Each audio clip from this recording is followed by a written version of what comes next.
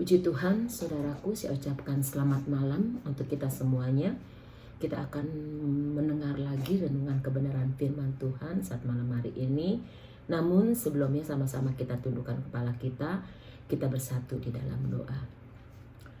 Bapa kami di dalam kerajaan sorga, kami bersyukur kepadamu pada saat malam hari ini untuk kesempatan dan waktu lagi untuk kami mendengar, menerima lagi kebenaran firman-Mu. Mari Tuhan Yesus, biarlah firman-Mu memberikan kekuatan jawaban bagi kami. Urapi hamba-Mu, urapi seluruh jemaat-jemaat-Mu yang menikmati kebenaran firman-Mu pada saat ini. Mengampuni segala dosa, pelanggaran, kesalahan kami. Kami siap untuk menerima firman-Mu dalam nama Tuhan Yesus Kristus. Haleluya.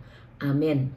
Ya, puji Tuhan, saudaraku, saya ucapkan sekali lagi selamat malam kepada kita semuanya.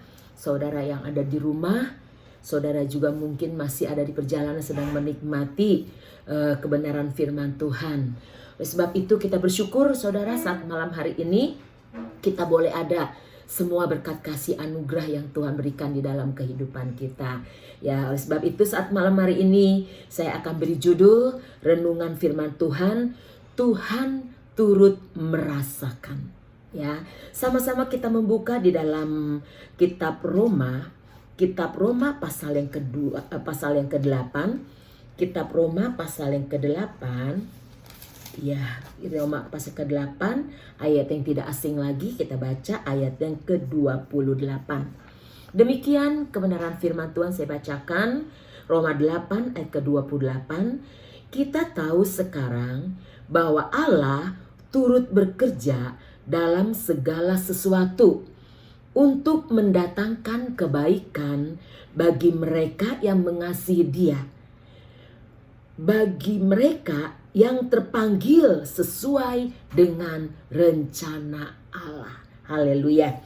Itulah kebenaran firman Tuhan yang dapat kita baca pada saat malam hari ini melalui Rasul Paulus. Kitab Roma dikatakan bahwa Allah turut bekerja untuk mendatangkan kebaikan di dalam kehidupan kita. Kita percaya saudaraku, kita sebagai anak-anak Tuhan saat malam hari ini, Tuhan itu selalu mau bekerja di dalam kehidupan kita. Bahkan sepanjang hari ini pun juga saudaraku, kita menyadari tanpa Tuhan bekerja bagi kita, tanpa Tuhan menyertai setiap kehidupan kita, kita tidak mampu untuk kita melangkah sedikit pun dalam kehidupan kita. Oleh sebab itu, seperti firman Tuhan saat ini dikatakan, kita tahu, berarti kita disebutkan kita semua tahu bahwa dikatakan bahwa sekarang bahwa Allah turut bekerja dalam segala sesuatu. Artinya Allah turut bekerja dalam segala sesuatu. Seluruhnya Allah turut bekerja di dalam kehidupan kita. Allah turut bekerja untuk mendatangkan kebaikan bagi kita sebagai orang-orang yang percaya kepada Tuhan. Kalau firman Tuhan sudah mengingatkan datang kepada kita saat ini, ya. Jadi apa yang harus kita takutkan? Mungkin kesemasan, ketidaktenangan, segala pergumulan-pergumulan di dalam kehidupan kita hari-hari ini. Kita yakin dan percayalah saudaraku, kalau firman Tuhan datang bagi kita semuanya, meneguhkan hati kita, meneguhkan iman kita. Dia Allah Tuhan bekerja untuk mendatangkan kebaikan bagi kita semuanya. Semuanya saudaraku, Tuhan tidak memandang bulu, Tuhan tidak memilih-milih siapa yang harus ditolong oleh Dia. Namun dikatakan di sini, yaitu bekerja dalam segala sesuatu untuk mendatangkan kebaikan bagi mereka yang mengasihi Dia. Yaitu Dikatakan bagi mereka yang terpanggil sesuai dengan rencananya Allah. Jadi Allah, Tuhan itu turut bekerja untuk mendatangkan kebaikan bagi kita semuanya. Yaitu bagi orang-orang yang mengasihi Dia, yang terpanggil sesuai dengan rencananya Allah.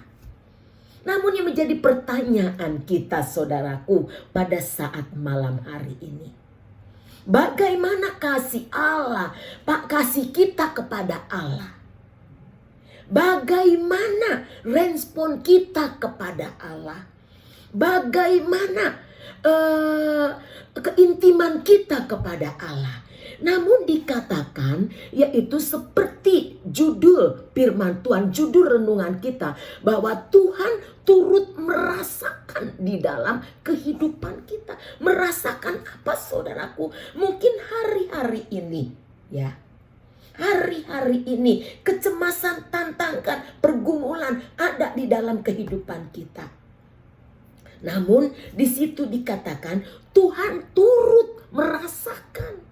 Tuhan turut merasakan apa yang kita rasakan pada hari-hari ini. Seperti firman Tuhan katakan, yaitu Dia, Tuhan Allah turut bekerja di dalam kehidupan kita. Haleluya. Ya. Dia juga imam besar yang merasakan dalam segala sesuatu, seperti di dalam, coba kita membuka di dalam kitab Ibrani. Kitab Ibrani, ya, pasal yang keempat, ayatnya yang ke-15, ya. Kitab Ibrani pasal yang keempat, ayatnya yang ke-15. Saya bacakan demikian firman Tuhan. Ibrani pasal keempat ayat ke-15 dan ke-16. Sebab imam besar, ya, imam besar yang kita punya bukanlah imam besar yang tidak dapat turut merasakan kelemahan-kelemahan kita. Ya. Jadi dia adalah imam besar yang tidak dikatakan bukan yang tidak dapat merasakan kelemahan-kelemahan kita. Namun sebaliknya, sama dengan kita, ia telah dicobai, hanya tidak berbuat dosa. Itulah Tuhan kita. Dia turut juga merasakan segala kelemahan-kelemahan. Namun waktu Dia, dikatakan di sini, sebaliknya sama dengan kita. Sama dengan kita, seringkali kita pun diperhadapkan dengan ujian, dengan masalah, dengan persoalan, dengan tantangan, dengan pergumulan. Namun bedanya yaitu ia telah dicobai, hanya tidak berbuat dosa. Itulah imam besar yang kita sembah, yaitu Yesus Kristus yang menjadi imam besar di dalam kehidupan kita. Dia juga turut merasakan apa yang dirasakan waktu Dia dicobai. Namun Dia tidak berbuat dosa. Begitupun dikatakan di ayat yang ke-16. Sebab itu marilah kita dengan penuh keberanian. Dengan penuh keberanian menghampiri tata kasih karunia. Supaya apa, saudaraku? Kita menerima rahmat dan menemukan kasih karunia untuk mendapat pertolongan kita pada waktunya. Ya. Jadi itu dihimbau kepada kita sebagai orang-orang percaya, sebagai anak-anak Tuhan. Marilah kita dengan penuh keberanian, menghampiri, dikatakan, takhta kasih karunia Allah.